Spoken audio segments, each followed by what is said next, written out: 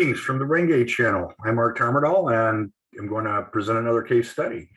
This is another one submitted by Carrie Vaccarella at Neurocraft, and it will be probably published in the Journal of Science and Medicine eventually. And basically, one of the things that Neurocraft is really concerned with is mental health, overall mental health. And they're very good at not just providing it to people, but actually monitoring it. And the main way they monitor overall mental health is, not just interviewing the patient, but also using the brain gauge and looking and tracking at their progress with the brain gauge.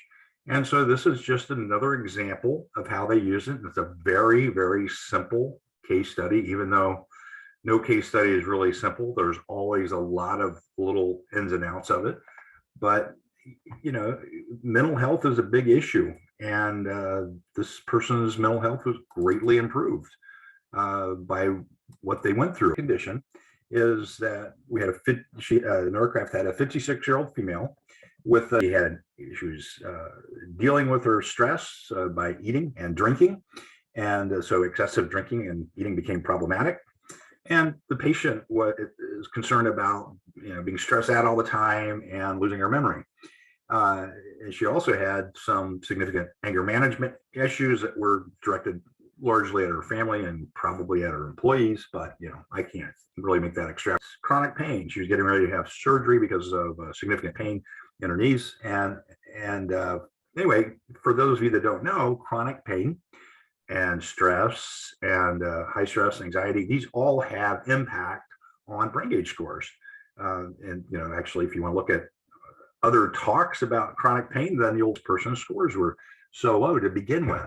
And what you see is that these scores for overall gauge scores, 0 is not a good score. 100 is the best score you can get. And this is the overall score. Treatment was started after that first test was taken.